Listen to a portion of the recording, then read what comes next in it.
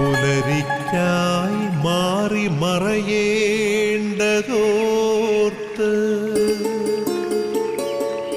ചന്ദ്രനക്ഷത്രാദികൾ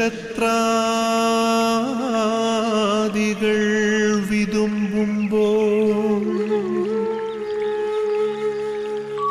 മാറ്റമില്ലാതെങ്ങും വിരാജിക്കും ദൈവമേ, അങ്ങയെ വാഴ്ത്തുന്നു ഞങ്ങൾ. ഉദിച്ചെങ്ങും പ്രഭതൂകും പാരിലെ സൂര്യരശ്മിയേക്കാൾ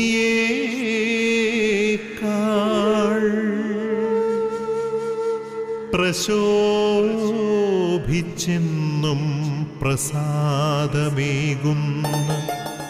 ദൈവമേ, അങ്ങേ മഹിമാവെത്ര മനോജ്ഞം. പിതാവിൻ്റെയും പുത്രൻ്റെയും പരിശുദ്ധാത്മാവിൻ്റെയും നാമത്തിൽ ആമേൻ.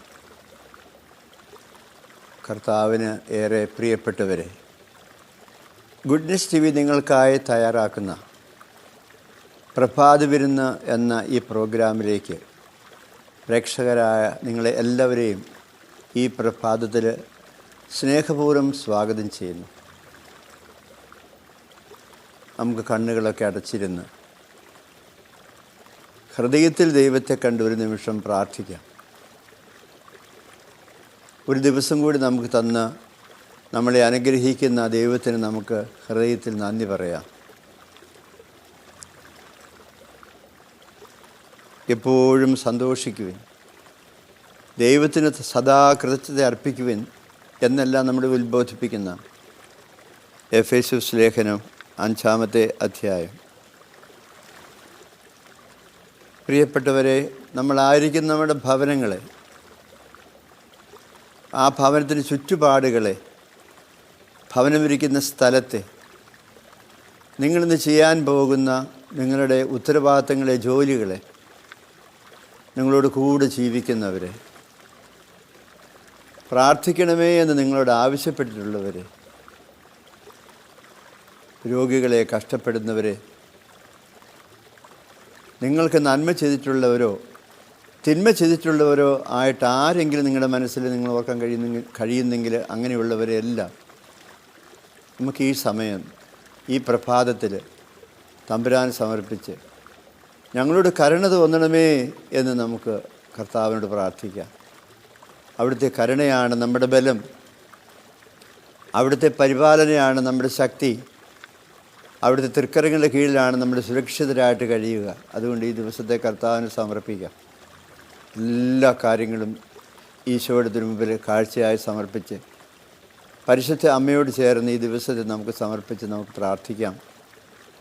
നന്മ നിറഞ്ഞ മറിയമ്മേ സ്വസ്തി, കർത്താവ് അങ്ങയോടുകൂടെ സ്ത്രീകളിൽ അങ്ങ് അനുഗ്രഹിക്കപ്പെട്ടവളാകുന്നു. അങ്ങയുടെ ഉദരഫലമായ ഈശോ അനുഗ്രഹിക്കപ്പെട്ടവനാകുന്നു.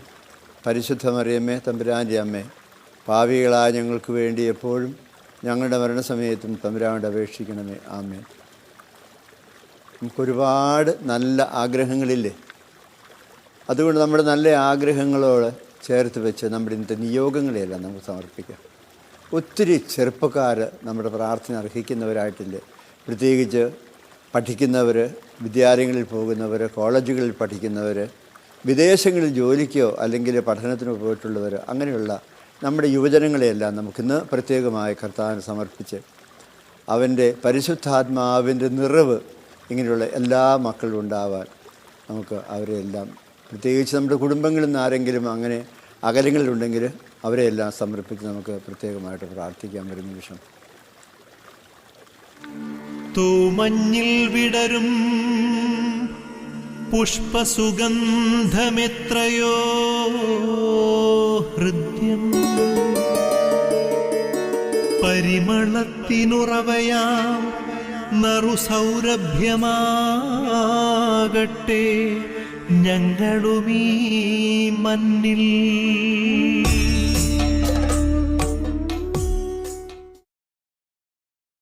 നമുക്കിന്ന് സഹായകമായിട്ട് ഒരു ദൈവവചനം എഫേസോസ് ലേഖനത്തിലെ 5-ാമത്തെ അധ്യായത്തിൽ 9 മുതലുള്ള വചനങ്ങൾ കണ്ടെത്താൻ കഴിയും. പ്രകാശത്തിൻ്റെ മക്കളെപ്പോലെ വർത്തിക്കുവിൻ, പ്രകാശത്തിൻ്റെ ഫലം സകല നന്മയിലും നീതിയിലും സത്യത്തിലുമാണ് പ്രത്യക്ഷപ്പെടുന്നതിന്, കർത്താവിന് പ്രസാദകരമായിട്ടുള്ളവ എന്തെന്ന് വിവേചിച്ചറിയുകയും ചെയ്യുന്നു. പൗലോസ് അപ്പോസ്തലന് ഒരു ക്രിസ്തീയ ജീവിതചര്യയെക്കുറിച്ച് പറയുമ്പോഴാണ് ഈ വാക്യം നമ്മളെ ഓർമ്മപ്പെടുത്തുക.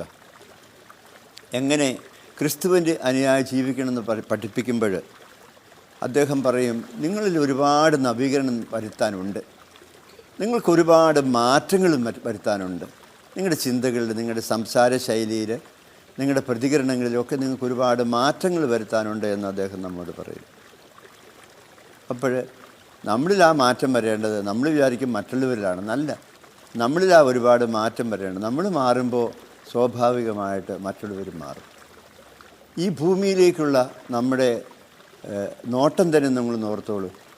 നിങ്ങൾ ചെയ്യുന്ന ഓരോ അധ്വാനവും നിങ്ങൾക്ക് അതിനനുകൂലമായ അനുസൃതമായ പ്രതിഫലം നിങ്ങൾക്ക് നൽകിക്കൊണ്ടിരിക്കും എന്നുള്ളത് സത്യമല്ലേ?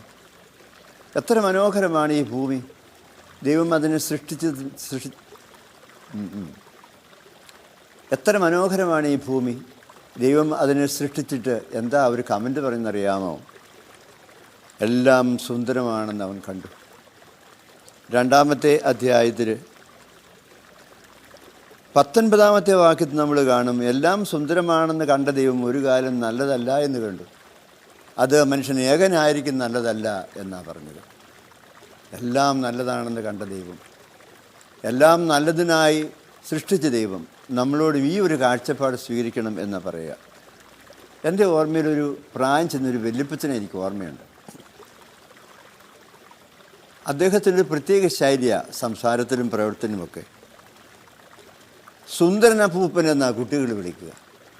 അപ്പൂപ്പൻ അങ്ങനെ സുന്ദരനായിട്ടല്ല, പക്ഷേ അദ്ദേഹം എപ്പോഴും ഈ സൗന്ദര്യം ചേർത്ത് പറയും. ആരെങ്കിലും ഒരു പശുവിനെ വാങ്ങിക്കൊണ്ട് പോകുന്ന വഴിക്ക് അപ്പൂപ്പനെ കണ്ടെന്ന് വിചാരിച്ചത്, അപ്പം പറയും എത്ര സുന്ദരിയായ പശുവാ. ആരെങ്കിലും ഒരു നല്ല ഷർട്ട് ഇട്ടുകൊണ്ട് പോയാൽ പറയും എന്തൊരു സുന്ദരമായ ഷർട്ടാണ്. ഇങ്ങനെ എല്ലാം സൗന്ദര്യം ചേർത്ത് പറയും. ചേന പുഴുങ്ങി വെച്ചിരിക്കാമെന്ന് വിചാരിച്ചുള്ളൂ. അന്നേരം പറയും സൗന്ദര്യമുള്ള ചേന പുഴുങ്ങിയതാ, കഴിക്കുക. നമ്മൾ ആ അപ്പൂപ്പൻ്റെ അടുത്ത് നിൽക്കുകയാണെങ്കിൽ നമുക്ക് തന്നെ ജീവിതത്തിനൊരു പോസിറ്റീവ് എനർജിയാണ്. എല്ലാം നല്ലതായിട്ട് കാണുന്ന ഒരു മനുഷ്യൻ. പലപ്പോഴും നമ്മളാണ് പലതിനെ മോശമാക്കുന്നതെന്ന കാര്യം നമുക്ക് പലപ്പോഴും അറിഞ്ഞുകൂടാ. നമ്മുടെ സാന്നിധ്യം പോലും എത്ര പ്രധാനപ്പെട്ടതാണ് നമ്മൾ ഓർക്കാറുണ്ടോ? ചില ആളുകൾ നമ്മളെ കാണുമ്പോൾ നമ്മുടെ അടുക്കലേക്ക് വന്നെന്നിരിക്കും, ചിലർ വന്നില്ലെന്നിരിക്കും. അങ്ങനെ നമ്മുടെ അടുക്കലേക്ക് വരുന്ന ഒരാളിനെക്കുറിച്ച് പെട്ടെന്ന് നമ്മൾ ആ ആൾ നമുക്ക് ഇഷ്ടമില്ലാത്ത ഒരാളാണെങ്കിൽ നമ്മുടെ ആറ്റിറ്റ്യൂഡ് പെട്ടെന്ന് മാറുകയല്ലേ. ചിലർ നമ്മളോട് സംസാരിക്കാൻ പറ്റുന്ന നമുക്ക് ഭയങ്കര സന്തോഷമാണ്. കാരണം അവരുടെ ശൈലികൾ, രീതികൾ, സംസാര ശൈലികളൊക്കെ വളരെ നമ്മളെ ആകർഷിക്കുന്നതോ നമ്മളിലേക്കൊരു പോസിറ്റീവ് എനർജിയെ നൽകുന്നതോ ഒക്കെ ആയിരിക്കും നമ്മൾ കണ്ടെത്തുകയാണ്.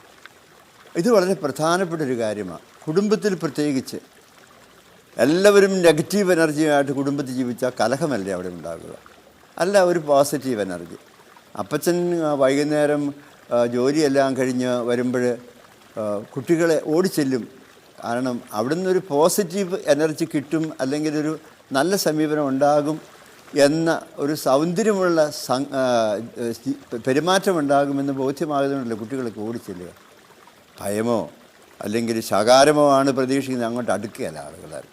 അപ്പം നമ്മുടെ ഓരോ ചെറിയ പെരുമാറ്റം പോലും മറ്റുള്ളവരെ നമ്മുടെ ജീവിതത്തിലേക്ക് ആകർഷിക്കും, അല്ലെങ്കിൽ അവരുടെ സാമീപ്യം പോലും നമുക്ക് കൂടുതൽ സന്തോഷം നൽകുന്നതായിട്ട് മാറും. ഇതിന് നമ്മൾ ശ്രദ്ധിക്കേണ്ടതായിട്ടുണ്ട്. അങ്ങനെയുള്ള കുറേ കാര്യങ്ങളൊക്കെ ഈ പൗലോസ് അപ്പോസ്തലൻ നമുക്ക് പറഞ്ഞു തരുന്നുണ്ട്. എല്ലാം നമുക്ക് നോക്കി പഠിക്കാൻ സമയമില്ല എങ്കിൽ പോലും നമ്മുടെ ഈ ചരിത്രത്തിലേക്കൊക്കെ ഇറങ്ങി നോക്കിക്കോളൂ. ചില ആളുകളുടെ ചരിത്രം നമ്മൾ വായിക്കുമ്പോൾ നമുക്ക് എന്തോ ഒരു വിമിഷ്ടം തോന്നുകയല്ലേ ചെയ്യുക. ഉദാഹരണം ഹിറ്റ്ലറുടെ ചരിത്രം നിങ്ങൾ വായിച്ചാൽ അദ്ദേഹം ചെയ്തു വെച്ച ക്രൂരകൃത്യങ്ങളെക്കുറിച്ചൊക്കെ നമ്മൾ അറിയുമ്പോൾ നമുക്ക് അദ്ദേഹത്തോട് വെറുപ്പല്ല, വെറുത്തിട്ട് കാര്യമല്ല, ചരിത്രത്തിലെ മനുഷ്യനല്ലേ. പക്ഷേ എന്തോ അത് വായിക്കുമ്പോൾ നമ്മുടെ ആടെ മനസ്സിൽ സന്തോഷം നിറയാറില്ല. അതേസമയം ലോകത്തിൽ ഏറ്റവും കൂടുതൽ പുസ്തകം എഴുതപ്പെട്ട വ്യക്തി എന്ന ആ ഒരു പ്രത്യേക ക്രെഡിറ്റ് ഉള്ളത് നമ്മുടെ മഹാത്മാഗാന്ധിക്കാണ്. ഗാന്ധിജിയെക്കുറിച്ച് ഇതുമാത്രം പുസ്തകങ്ങൾ എഴുതിയിട്ടുണ്ട്. പക്ഷേ ഈ ഗാന്ധിജിയുടെ സൗന്ദര്യം എന്താണ്? അദ്ദേഹം സൗന്ദര്യത്തിന് ഉതകുന്ന ഒരു വസ്ത്രവും ധരിച്ചിരുന്നത് ഒരു കുരുമുണ്ടുകാരൻ ഗാന്ധി. ഒരു മുണ്ട് ഉടുക്കുകയും ഒരു മുണ്ട് പുതക്കുകയും ചെയ്യുന്ന മനുഷ്യൻ. പക്ഷേ ഈ ഭാരത്തിൻ്റെ പെരുമാറിലൂടെ അദ്ദേഹം നടന്ന നടപ്പിൻ്റെയൊക്കെ സൗന്ദര്യം, അദ്ദേഹത്തിൻ്റെ പാദങ്ങൾ വിണ്ട് കീറിയ പാദങ്ങളുടെ സൗന്ദര്യം, അത് ഭയങ്കരമല്ലേ. ചരിത്രത്തിൽ ഇത്രയും സൗന്ദര്യമുള്ളൊരു മനുഷ്യൻ നമ്മൾ കാണില്ല. വസ്ത്രത്തിൻ്റെ സൗന്ദര്യമല്ല, വ്യക്തിത്വത്തിൻ്റെ സൗന്ദര്യം. അത് നമുക്ക് വളരെ പ്രധാനപ്പെട്ട ഒരുപാട് ഗുണങ്ങൾ വന്നു ചേരുമ്പോൾ നമ്മുടെയൊക്കെ വ്യക്തിത്വം സൗന്ദര്യമുള്ളതായിട്ട് മാറും. നമ്മൾ അങ്ങനെയുള്ള സൗന്ദര്യത്തെക്കുറിച്ചൊക്കെ ചിന്തിക്കാറൊന്നുമില്ല. നമുക്ക് ആകെപ്പാടെ അറിയാവുന്ന സൗന്ദര്യം എന്ന് കേൾക്കുമ്പോൾ ബ്യൂട്ടി പാർലറിനെ കുറിച്ചോ അല്ലെങ്കിൽ അതുപോലുള്ള കാര്യങ്ങളെക്കുറിച്ചോ അല്ല. നമ്മുടെ സംസാരത്തിനൊരു സൗന്ദര്യമല്ലേ. ചില ആളുകൾ നമ്മളോട് സംസാരിക്കാൻ വരുമ്പോൾ നമുക്ക് അവരെ ഉൾക്കൊള്ളാൻ പറ്റാതെ എന്തുകൊണ്ടാണ്? സൗന്ദര്യമുള്ള പദങ്ങളില്ലേ, എന്തുമാത്രം നല്ല നല്ല വാക്കുകൾ നമ്മുടെ മലയാള ഭാഷയിൽ അല്ലെങ്കിൽ ഇംഗ്ലീഷ് ഭാഷയിൽ. സൗന്ദര്യമുള്ള സംസാരം, സൗന്ദര്യമുള്ള മുഖഭാവം, ഇതൊക്കെ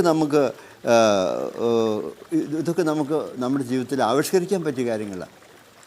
അപ്പോൾ നമ്മൾ ഓർക്കും അങ്ങനെയുള്ള ഒരു കൊച്ചു കഥ പോലെ ഒരു കാര്യം ബുദ്ധൻ്റെ ജീവിതത്തിൽ നിന്ന് മനസ്സിലാക്കുന്നത് ഇങ്ങനെയാണ് കിടക്കുക.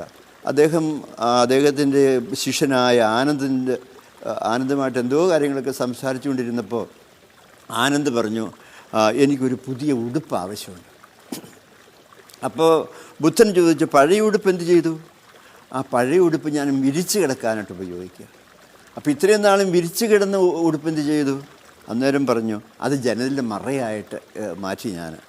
അപ്പോൾ അവിടെ ജനലിന് മറയായിട്ട് കിടന്നൊന്നുണ്ടായിരുന്നല്ലോ, അതെന്ത് ചെയ്തു? അത് ഞാൻ തറ തുടയ്ക്കാനായിട്ട് എടുത്തു. ഓഹോ, അപ്പോൾ ഇത്രയും നാളും തറ തുടച്ചുകൊണ്ടിരുന്ന തുണിക്കഷ്ണം എന്ത് ചെയ്തു?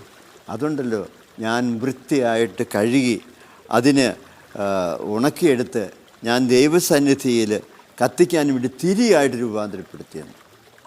ഈ കഥ ഞാൻ കഴിഞ്ഞ ദിവസം വായിച്ചു. അപ്പോൾ അതിനകത്ത് നോക്കണേ, ഏറ്റവും വില കുറഞ്ഞതെന്ന് നമ്മൾ വിചാരിക്കുന്ന പല കാര്യങ്ങൾ പോലും അതിനോട് നമ്മൾ കാണുന്ന നന്മയുടെ മനോഭാവം, അത് ഒത്തിരി നന്മ നമ്മളിലും മറ്റുള്ളവർക്ക് ഉളവാക്കുന്നുണ്ടെന്ന് നമ്മൾ അറിയുമ്പോൾ നമ്മുടെ സംസാരം, നമ്മുടെ പ്രവൃത്തി, അതുപോലുള്ള നമ്മുടെ സമീപനങ്ങൾ, നമ്മുടെ റിയാക്ഷൻസൊക്കെ ഒരു സൗന്ദര്യമില്ലാത്തതായി മാറിപ്പോകുന്നില്ലേ? അത് അരോചകമായി തീരുന്നു. അപ്പം നമുക്ക് നമ്മുടെ ജീവിതത്തിൽ ഇങ്ങനെയുള്ള സൗന്ദര്യബോധം എന്ന് പറയുന്നത് വളരെ ആവശ്യമാണ്. എല്ലാം ഭംഗിയായിട്ടിരിക്കുക. ചില ആളുകൾ മുറി കയറി ചെന്ന് അത്ഭുതം തോന്നും. എല്ലാം നല്ല കൃത്യമായിട്ട് അടുക്കി കൃത്യമായിട്ട് വെച്ചിരിക്കുക. ചില സ്ത്രീകളുടെ അടുക്കളയിൽ നമ്മൾ അധികം പോകാറില്ലെങ്കിൽ പോലും ചില സ്ത്രീകളുടെയൊക്കെ അടുക്കളകൾ കാണണം. എല്ലാം നല്ല കൃത്യതയോടുകൂടി അടുക്കി അതൊക്കെ വെച്ചിരിക്കുന്നു. അടുക്കും ചിട്ടയും ഒക്കെ ഉണ്ട് അവിടെ. അതേസമയം അങ്ങനെ അല്ലാത്തവരെ കണ്ടിട്ടുണ്ടാവാം. മുറി കയറി ചെന്നാൽ അവിടെ എല്ലാം അലങ്കോലപ്പെട്ട് കിടക്കുന്നു. ഒരു സൗന്ദര്യബോധത്തിൻ്റെ കുറവുണ്ടല്ലോ നമ്മൾ മനസ്സിൽ വിചാരിച്ചു. നമ്മൾ പറയുന്നില്ലെങ്കിലും ഇതൊക്കെ വളരെ പ്രധാനപ്പെട്ടതാണ്. നമ്മുടെ ഈ ചെറിയ ജീവിതത്തെ മനോഹരമാക്കാൻ ഉപകരിക്കുന്ന ഒരുപാട് സൗന്ദര്യ സ്രോതസ്സുകളുണ്ട്. അത് നമ്മൾ തിരിച്ചറിയുമ്പോൾ ദൈവവചനമൊക്കെയാണ്. എങ്ങനെയാണ് ഒരു യുവാവ് തൻ്റെ ജീവിതം സുന്ദരമാക്കുക? 119 സംഖ്യയുടെ 10-ാമത് ഭാഗം ദൈവത്തിൻ്റെ വചനം ശ്രവിച്ചുകൊണ്ട് എന്നാണ് പറയുക. ഇപ്പം നമ്മുടെ ദൈവവചനവും ആത്മീയ ചിന്തകളും പഠനങ്ങളും മറ്റുള്ളവരിൽ നിന്ന് കിട്ടുന്ന നല്ല മാതൃകളുമൊക്കെ നമ്മുടെയൊക്കെ ജീവിതത്തെ മനോഹരമാക്കാൻ സഹായിക്കുന്നെങ്കിൽ ഈ സൗന്ദര്യബോധം നമുക്ക് വർദ്ധിപ്പിച്ചുകൊണ്ടിരിക്കണം. സുന്ദരമാക്കി തീർക്കുക ഈ ജീവിതത്തെ. അതിലൂടെ നമുക്കും മറ്റുള്ളവർക്കൊക്കെ സന്തോഷം കൊടുക്കാൻ നമുക്ക് സാധിക്കും. നമ്മുടെ ജീവിതവും സുന്ദരമായി തീരുകയും ചെയ്യും. പ്രിയ സഹോദരങ്ങളെ, ഞാനൊരു സംഭവം ഓർക്കുകയാണ്. ധാരാളം മുടിയുണ്ടായിരുന്ന ഒരു പെൺകുട്ടി. അവളുടെ സൗന്ദര്യം അവളുടെ മുടിയിലായിരുന്നു. പക്ഷേ ക്യാൻസർ ബാധിച്ച ആളുകൾക്ക് വേണ്ടി അവൾ ആ മുടി സംഭാവന ചെയ്തു, മുറിച്ചു കൊടുത്തു. ആ പ്രവൃത്തിയിലൊരു സൗന്ദര്യമില്ലേ? ആ സൗന്ദര്യമാണ് അന്യജീവൻ ഉതകുമീ ജീവിതം ധന്യമാക്കും അമലെ വിവേകികൾ എന്ന് പറയുന്നത്. നമുക്കതുകൊണ്ട് നമ്മുടെ ഈ ചെറിയ ജീവിതത്തെ സൗന്ദര്യമുള്ളതാക്കാൻ ധാരാളം അനുഗ്രഹങ്ങളും കൃപകളും നമുക്ക് ആവശ്യമുണ്ട്. നമ്മുടെ സ്വാർത്ഥതയൊക്കെ നമുക്ക് അല്പം മാറ്റിവെക്കാം. എന്നിട്ട് എങ്ങനെ മറ്റുള്ളവർക്ക് സന്തോഷവും ആനന്ദവും പകരാൻ നമ്മളെ കൊണ്ടാവും എന്നൊരു ചിന്ത നമ്മുടെ മനസ്സിൽ വരുമ്പോൾ ഒത്തിരി കൃപകൾ നമുക്ക് ആവശ്യമായി തീരുകയാണ്. നമുക്കതുകൊണ്ട് അല്പസമയം പ്രാർത്ഥിച്ചിരിക്കാം.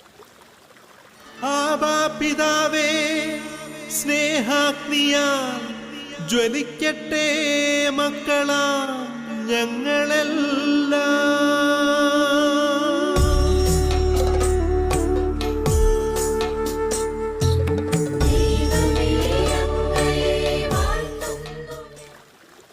പരിശുദ്ധ ത്രിത്വത്തിൻ്റെ സാന്നിധ്യവും സഹായവും നിറവും നമ്മുടെ ജീവിതത്തിലുണ്ടാവാൻ പിതാവായ ദൈവത്തിൻ്റെ സ്നേഹം വേണം നമുക്ക്.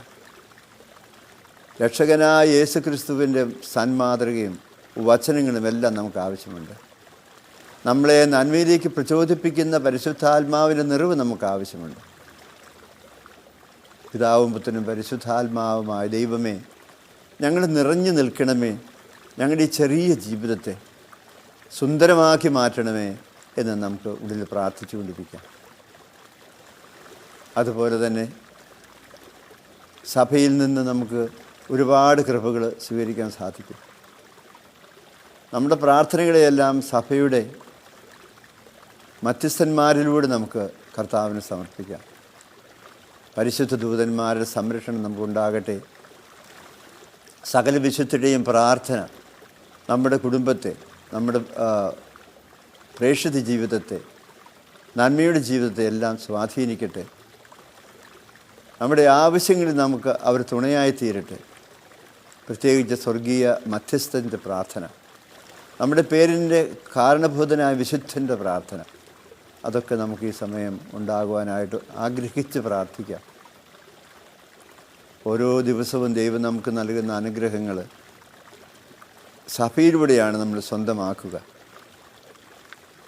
അതുകൊണ്ട് സഭയുടെ നാമത്തിൽ നമ്മൾ അർപ്പിക്കുന്ന പ്രാർത്ഥന കൂടുതൽ ഫലവത്തായിത്തീരുന്നു. കാരണം നമ്മൾ പ്രാർത്ഥിക്കുമ്പോൾ സഭ മുഴുവനും നമ്മോട് കൂടിയുണ്ട്.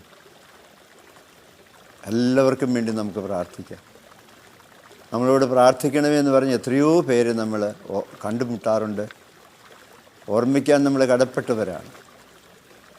അങ്ങനെയുള്ളവരെ, പ്രത്യേകിച്ച് രോഗികളെ, കഷ്ടപ്പെടുന്നവരെ, ഓരോരോ പ്രതിസന്ധികളിൽപ്പെട്ട് നട്ടം തിരിയുന്നവർ, ബാധ്യതകളിൽപ്പെട്ട് കിടക്കുന്നവർ, മാറാ രോഗങ്ങൾ സഹിക്കുന്നവർ, പ്രാർത്ഥിക്കാൻ നമ്മൾ ഇരുന്ന് കഴിയുമ്പോൾ ഒരുപാട് മുഖങ്ങൾ നമ്മുടെ മനസ്സിൻ്റെ മുമ്പിൽ തെളിയുന്നുണ്ടാകും. അങ്ങനെയുള്ള എല്ലാവരെയും നമുക്ക് ഈ സമയം ഓർക്കാം. കർത്താവ് എല്ലാവരിലേക്കും അവരാഗ്രഹിക്കുന്ന കൃപയൊഴുക്കാൻ, അവരുടെ ജീവിതങ്ങളൊക്കെ നന്മ കൊണ്ടും അവരാഗ്രഹിക്കുന്ന നന്മ കൊണ്ടൊക്കെ നിറയുന്നതായി തീരാൻ ദൈവമേ, നിൻ്റെ കരുണയുടെ കരം ഞങ്ങളുടെ മേൽ നീട്ടണമേ. ഞങ്ങളുടെ ഭവനങ്ങളുടെ മേൽ, ഞങ്ങളുടെ എല്ലാ സംരംഭങ്ങളുടെ മേലും, ഞങ്ങളുടെ അധ്വാനങ്ങളുടെ മേലും എല്ലാം അങ്ങയുടെ ശക്തിയുടെ കൃപയുടെ കരങ്ങൾ നീട്ടണമേ. നമുക്ക് പ്രാർത്ഥിച്ചിരിക്കാം. ഒത്തിരി നന്ദിയോടുകൂടി നമുക്ക് കർത്താവിന് സ്തോത്രം പറയണം. കിട്ടിയ നന്മകൾക്കെല്ലാം അതല്ലേ നമ്മുടെ കുർബാനയെ നമ്മൾ പ്രാർത്ഥിക്കുക. അങ്ങ് ഞങ്ങൾക്ക് ചെയ്തിട്ടുള്ള എല്ലാ സഹായങ്ങൾക്കും അനുഗ്രഹങ്ങൾക്കുമായ സകല സൗഭാഗ്യങ്ങളും നന്മകളും നിറഞ്ഞ് മുടിചൂടി നിൽക്കുന്ന സഭയിൽ ഞങ്ങൾ അങ്ങയെ വാഴ്ത്തുന്നു. അനുഗ്രഹത്തിന് കരം നമ്മുടെ മേൽ നീട്ടപ്പെടട്ടെ, നമ്മൾ അനുഗ്രഹിക്കപ്പെടട്ടെ. എല്ലാവരെയും ഓർത്ത് നമുക്ക് പ്രത്യേകമായിട്ട് പ്രാർത്ഥിക്കാം.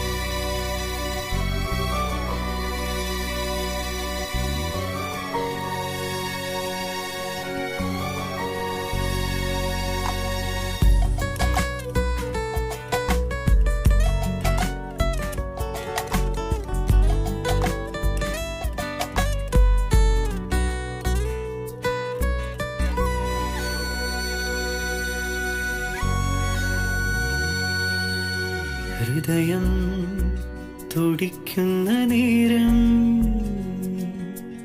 മനമേ വാഴ്ത്തിടുമോ നാവിൽ അണയുന്ന എൻ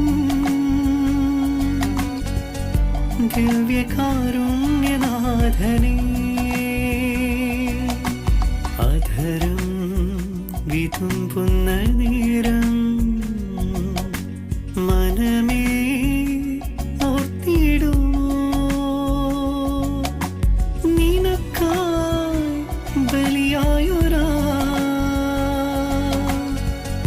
ക്രൂശിത നിന്റെ ത്യാഗം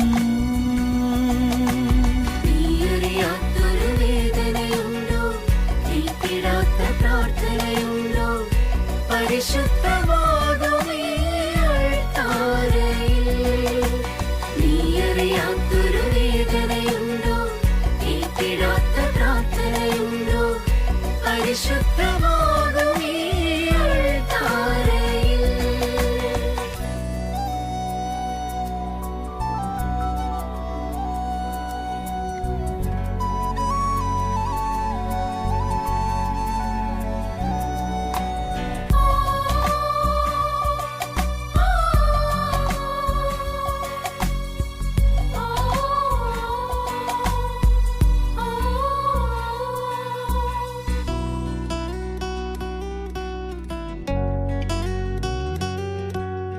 തളർന്നുലഞ്ഞു പോയ ചിറകുമായി നിന്റെ സ്നേഹചില്ലയിൽ ഞാൻ വന്നണയുമ്പോൾ തളർന്നുലഞ്ഞു പോയ ചിറകുമായി നിന്റെ സ്നേഹചില്ലയിൽ ഞാൻ വന്നണയുമ്പോൾ ഞാനേറ്റ വെയിലിനു തണലായൊരു മൃദു താവക കരാകുല സ്പർശമേകിടുമോ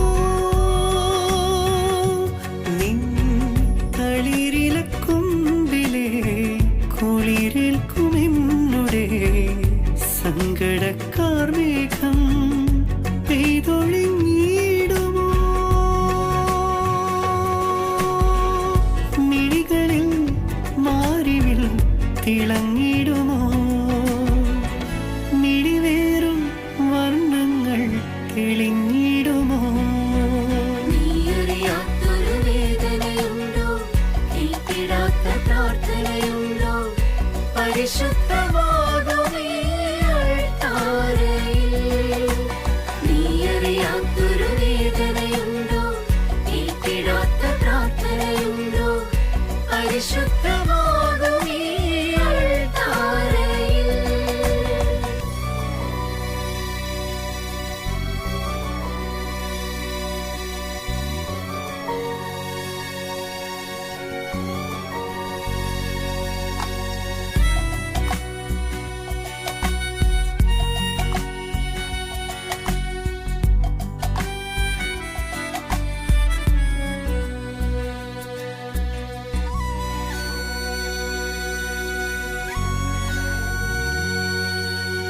രോമകൂപം പോലും നിണമുതിർന്ന രാവിൽ ഗെത്സെമനിയിൽ നാഥനേകനാ രോമകൂപം പോലും നിണമുതിർന്ന രാവിൽ ഗെത്സെമനിയിൽ നാഥനേകനാ യാചിച്ച ജീവനെ താതൻ വെടിഞ്ഞിട്ടും തിരുഹിതം നിറവേറാൻ സർവം സഹിച്ചില്ലേ നമ്പര കണ്ണീരിൻ പാനപാത്രം നാഥ സ്വീകരിക്കാനെന്നും ബലമേകിടേണമേ നീയറിയാത്തൊരു വേദനയുണ്ടോ കേട്ടിടാത്ത പ്രാർത്ഥനയുണ്ടോ പരിശുദ്ധമാകുമേ അൾത്താരയിൽ നീയറിയാത്തൊരു വേദനയുണ്ടോ കേട്ടിടാത്ത പ്രാർത്ഥനയുണ്ടോ പരിശുദ്ധമാകുമേ അൾത്താരയിൽ ഹൃദയം തുടി തുടിക്കുന്ന നേരം മനമേ വാഴ്ത്തിടുമോ നാവിൽ അണയുന്ന എൻ ദിവ്യകാരുണ്യനാഥനേ അധരം വിതുമ്പുന്ന നേരം മനമേ ഓർത്തിടുമോ നിനക്കായി ബലിയായൊരാ ക്രൂശിത നിന്റെ ത്യാഗം ക്രൂശിത നിന്റെ ത്യാഗം